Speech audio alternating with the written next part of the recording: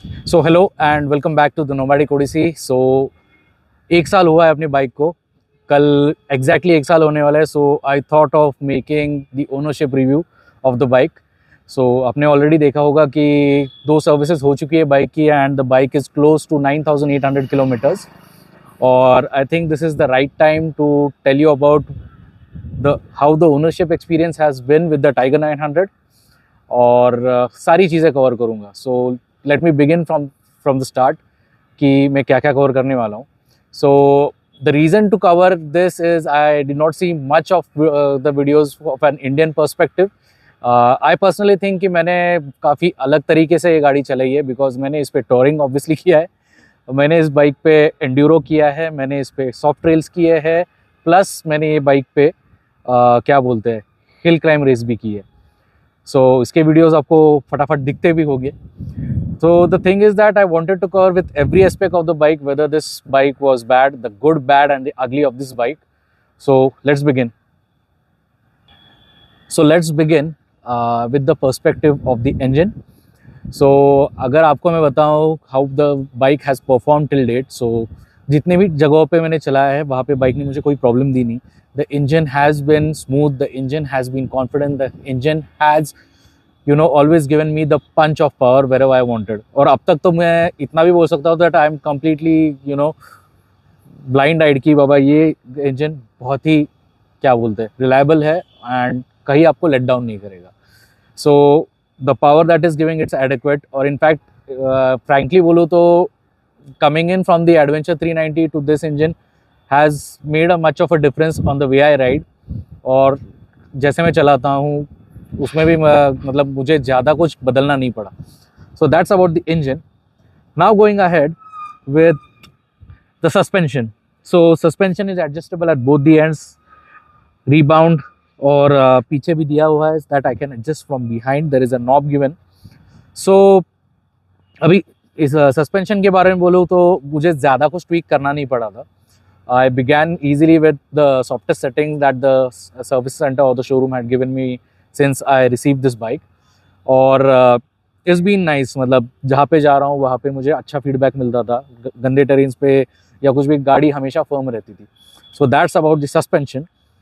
So going ahead with the electronics, अगर आप मुझसे कंपेयर करें तो इलेक्ट्रॉनिक्स में I was quite happy with the electronics। I'll come at the bad part that I suffered recently, वो मैं अगली पार्ट में करूँगा। अब तक तो जो चीज़ें मैंने फेस की है मैं उन चीज़ों के बारे में आपसे डिस्कस करूँगा। So the electronics are quite adequate at what you do। If you see the cowl and you see the lights, those are quite good। मुझे ऐसा कुछ लगा नहीं कि इलेक्ट्रॉनिक्स में ये बाइक कुछ कहीं पे में कम है। इंस्ट्रूमेंट क्लस्टर के भी बारे में बोलूँ तो it's quite adequate, I get all the things that I can do.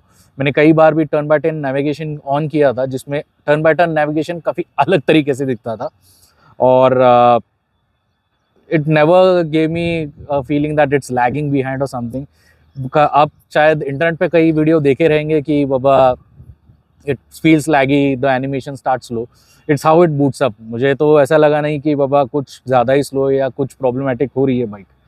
So now coming in to the brakes, so let me start with the brakes over here। The bike comes with Brembo Stylema brakes and it has got a real lot of braking power।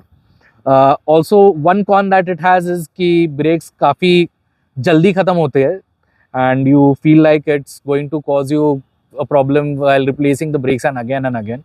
So उसके लिए भी एक जुगाड़ अपने को मिल चुका है, उसका मैं बाद में बोलूँगा। रेयर ब्रेक्स भी काफ़ी अच्छे हैं। Rear brakes also are powered by Brembo. They have an emblem of Triumph। Sorry for the bike being bad because of the rains that are happening recently।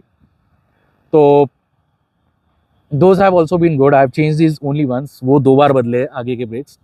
और टायर्स के बारे में आई did not stay with the tyres that came in stock. बहुत ही बुरी बात मुझे एक ऐसी लगी थी कि why is trying giving road adventure tires on the Rally Pro। I'll tell you why। So I am an off-roader, I take the bike on trails etc।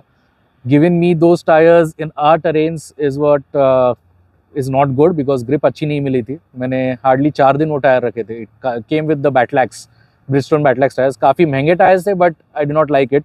So I switched to the Pirelli Scorpions Rally STRs, and the experience has been awesome. So I have almost made 10,000 kilometers, and the tires still can go more for 3,000 to 4,000 kilometers more than this.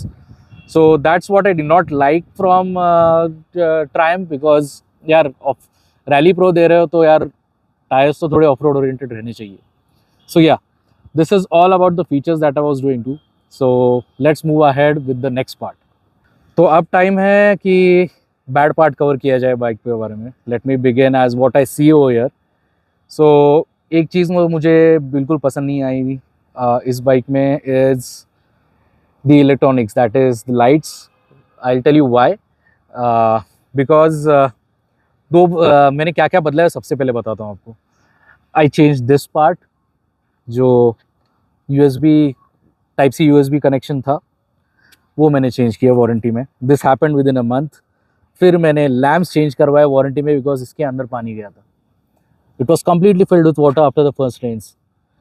This is the second part. Third part that I change recently is what to tell you is the quick shifter. So if you come here, you will see the quick shifter right here, which I changed after 8,000 kilometers, but it completely got stiff and then I had to run behind them. So coming ahead is that why if I'm feeling bad. ठीक है, warranty issues आते हैं काफ़ी bikes में, but this was bad. Why I will tell you. जब ये issue पहली बार आया था तो initial experience with Triumph was that कि सर्विस सेंटर वालों का हमेशा अपना देसी सर्विस सेंटर जैसे हालचाल चल रहे थे. सो दे टोल्ड मी दैट कि बाबा ये कॉमन इशू है, पानी जाता ही है इंडिकेटर्स में. और पहले तो मुझे क्लेम किया गया था this is completely waterproof, but पानी गया था right after the ride to Uttara Kannada in Karnataka. All water was inside this. And after that अगर मैं आपको बोलूँ कि इनके पीछे मुझे बहुत पड़ना पड़ा था आस्किंग फॉर दिस कि पार्ट्स बदल के दे दो मुझे. इंडिकेटर्स के अंदर पानी जाना बस. As a customer I spend around 20 lakhs on this bike. And after spending so much of money और मुझे आंसर्स ऐसे मिलते रहेंगे तो ऑब्वियसली किसी का भी दिमाग ख़राब हो जाएगा. सो मुझे ये पार्ट्स मिले 3 महीने पहले. तो कोई दाद दे ही नहीं रहा था. So I had to start bombarding with tweets on Twitter, और बाद में लिंक्डइन पे भी मुझे बजानी पड़ी थी बहुत.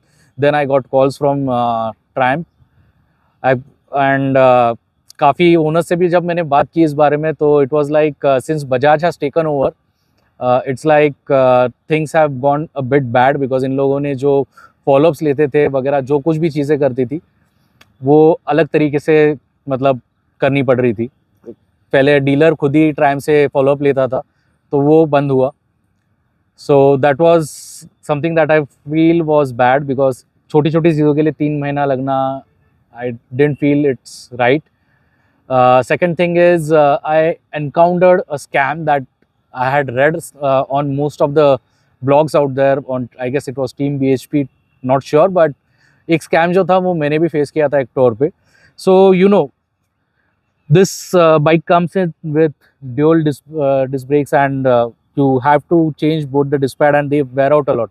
But भाई 3,000 किलोमीटर्स में कैसे क्या वेयर आउट करेंगे ये चीज़ें, राइट? और इतने जल्दी वेयर आउट हुआ मैंने कभी सुना नहीं था. So I was on a ride to Uttara Kannada that time. I will not take the name of the dealership, but वहाँ पे जब मैं बाइक लेके गया था just to check on the bike, पहले तो मुझे पता भी नहीं था कि डिस्पैड वेयर आउट हुए. But then they came out and showed me literally completely wear out हुए डिस्पैड. मुझे दिखाए सर डिस्पैड वेयर आउट हो चुके हैं आपके, तो आप बदल दो. सो आई वॉज लाइक नहीं भाई मुझे तो कुछ झोल लग रहा है इसमें. So what I did is I asked a lot of people. So a few people also told me that this has happened with them, that people in the service center swap with the disc pad with some older ones और आपसे उसका पैसा ले लेते. So the disc pad at the service center costs you around something 8 or 9,000. So I feel that it's not the right amount. You just have a Triumph embossing, I guess, on them. So I came up with a jugaad. So I've been purchasing disc pads from Crank One. And उनका अभी एक carbon series चल रहा है. So I have been using those और experience काफ़ी अच्छा था। एंड एक और चीज़ मैं बच गया हूँ बिकॉज सर्विस सेंटर में मुझे बदलने नहीं पड़े थे। You can easily change them at home. So any of you guys who are bought a Tiger or going to buy about this bike, you can think out getting parts that are quite easy to get and आपका पैसा बचा है। so this is one जुगाड़ I can tell you। इसके बाद accessories जो है वो काफ़ी महंगी मिलती है बाइक की। so obviously I got these from outside, these are the official ones but I purchased these from outside। and next thing is service के लिए बहुत भागा दौड़ी करनी पड़ती है, पीछे दौड़ना पड़ता है। I guess the service can improve a bit। Obviously the bike does not have a problem by itself but अब क्या बोलूँ, जो है वो है। Next thing is typical Indian related problem, अपनी height. So this bike was built in a country where normal height जो लोगों की है वो काफ़ी ज़्यादा है इंडियन से। And the second thing is weight. So when you are going on a trail और कहाँ पे आप अटक जाते हो कुछ होते हो तो आप सबसे बड़ा प्रॉब्लम है आप टैप कहाँ पे करोगे, और अगर फुटिंग पोजिशन नहीं मिलती है तो आप गिर जाते हो। So this is what I feel is bad about this bike. But yeah if you are using it for touring I don't think it's much of a problem. But अभी मैंने ऑफ रोड्स किए हैं, मैंने कई जगहों पे गया हूँ, तो जब भी मेरा फॉलो है मुझे फुटिंग नहीं मिली है, उस कारण मुझे प्रॉब्लम हुई है। So that's about the weight. So next thing what I don't like about this bike, let me think more about it. या ये दो चीज़ें ही मुझे एक्चुअली बाइक से पसंद नहीं आए। और next comes to these things. Can you see this? This was broken by kids, I mean in my parking. But if you see by default ये पार्ट काफ़ी ही हल्का है। एक टूटा हुआ है, ये तो टोड़ा ही था, ये टूटा हुआ नहीं है। But if you see I have reinforced it but I have still see that this is quite brittle, so this thing needs to be changed। One more jugaad for this, you can swap this with the Scrambler 400s indicators, they work quite well। so इसके अलावा दूसरे कोई problem मुझे लगे नहीं है कि मैं कवर कर पाऊँ इस बाइक में। these are the things that I actually feel are bad and can bring down a problem। heating का issue तो I cannot say anything because it's an inline 3 engine, but if these winglets were exhaust points were good और placed a bit slant तो मेरे पैरों पे heat नहीं आती थी। So it's actually a heat magnet, that's what I would like to say. So जब आप बैक टू बैक ट्रैफिक में जाते हो तो काफ़ी हीट लगती है। सो आई वुड सजेस्ट अगर आप पास में बाइक कभी निकालते हैं और यूज़ करते हो, don't wear shorts please, because if you wear shorts वो हीट आपको बैठने वाली है। So I have been wearing braces on. So जब भी मैं कहीं पे भी जाता हूँ, even if it's a normal trail और even if it's on a tour, I have been having braces on my knees, और उसके ऊपर तो गेयर रहता ही था, सो उतनी हीट फील नहीं हुई थी। So these are the few points that I feel are bad, और these are the characteristic features that I feel are completely bad about Triumph। So next thing, if I speak about completely about service, is the experience was sort of, because कभी कभी चीज़ें अच्छे से की गई थी, कभी कभी नॉर्मल कस्टमर को चीज़ें बताई नहीं गई थी कि बाबा ये प्रॉब्लम है बाइक में, या हमने ये चेक किया है, या भाई ये ऐसा ही है हैंडल करके। So if I set on the bike, can you see that I am able to move the handlebar a little bit? Okay, this is actually a characteristic, but एक ट्रेल पे जब मैं था तब ये चीज़ completely हिलने लग गई थी, specifically at the Morbe trail। so trail ख़त्म होते ही I rode it back to the Triumph service center, और उन लोगों ने बोला कि हमने सर टाइट किया है। बट मुझे फिर भी डाउट था कि भाई ये टाइट नहीं हुआ है ठीक से। और एक बार तो एक एडवाइज़र ने मुझे ऐसा भी बोला कि भाई आप इंश्योरेंस क्यों नहीं ले लेते, एक दो बार गिरे। बोला भाई जो हैंडल बार है वो बेंड नहीं हुआ है, किस बारे में आप बोल रहे हो कि मैं पापा इंश्योरेंस क्लेम कर लूँ। So what I did is I saw another bike at the service centre, and service centre जाने के बाद मैंने जब चेक किया तो थोड़ा सा मूवमेंट था because of the rubber sponge, but मेरे बाइक जितना मूवमेंट नहीं था। तो लास्ट सर्विस में मैंने वो फिक्स करके लिया है, and I feel that there should be more checks that should be done by the service centre, because सिर्फ ऑयल बदल के दिया गया है मुझे, और जो बेसिक चेंजेस थे वो किए गए थे। If you ask me about the oil change from the reservoir year, ये भी सेम ही ऑयल है, I think it was meant to be change this time. So that's about the service. But if I tell you about service for every big bike that is there, specifically even if you ask me about Honda, if you ask me about BMW, सबका एक ही problem है कि parts time पे मिलते नहीं है और सभी तरफ ऐसा रोना धोना है ही है, बट थोड़ा बहुत फ़र्क पड़ता है ब्रांड टू ब्रांड आपको. So that's about how the service was. So how would I rate my experience with Triumph, with the Tiger 900? So this is my first big bike. This is something I bought from my hard-earned money. Bike काफ़ी चीज़ों पे खरी उतरी है. Obviously you cannot follow everything that is there shown on their website, और foreigner लोगों के video आप देख के कंफर्म नहीं कर सकते कि आप वैसी ही गाड़ी चला पाओगे, बिकॉज ऑब्वियसली उनकी बॉडी लैंग्वेज अलग रहती है, उनके मतलब कैरेक्टरिस्टिक्स अलग रहते हैं वहाँ पे चलाते वक्त. तो that's a problem for people like us who are Indians, because service का प्रॉब्लम है ही है. और दूसरी चीज़ is that obviously you cannot follow everything that you see online.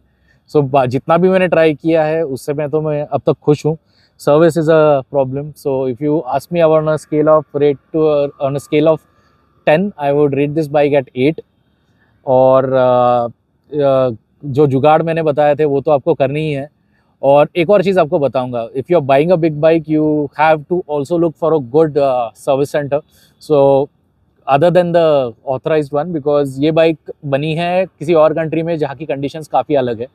अपने यहाँ पे डस्ट है, अपने यहाँ पे जो एनवायरनमेंट है, जो क्लाइमेट है, काफ़ी अलग है. So the bikes tend to have different sorts of problems. So यहाँ पे if you are taking it in Pune, you have a few garages that can work parallelly like the service center and help you out with those problems. One I can suggest you is Slipstream Performance, that's in Pune. वहाँ पे आप कभी कभार bike checkup के लिए ले जा सकते हो to get the problem sorted. Second thing, if basic mods जो है like air filter, there are many people that will tell you a lot of things. I'll tell you what I'm doing myself. This is my perspective, by the way. What I'm thinking about this about changing something like an air filter is because यहाँ पे अपने यहाँ पे dust बहुत है and air intake आप बढ़ाते हो जब आप कोई भी एयर फिल्टर चेंज करते हो. So already the bike has a lot of power and technically if you are changing the air filter you are getting in a lot of dust also inside the engine. So that's the reason I did not make the changes. There were many people in the group also जो ये changes कर रहे थे and are quite happy with it because जो air filter है वो काफ़ी महंगा है, 2,000 रुपये चार्ज करते हैं. बाहर का आपको 5-6 हज़ार में आता है, but you can keep cleaning it. So उसके भी प्रोज एंड कॉन्स है. और आप अगर कोई एग्जॉस्ट या बाकी कोई पूरा सेटअप चेंज करते हो so you will feel more of a difference in that. So yeah that's the second thing. So I hope you like this vlog. If you have any kind of comment, I'll likely answer it in the comment section. So do like and follow the Nomadic Odyssey. Thanks again for tuning in.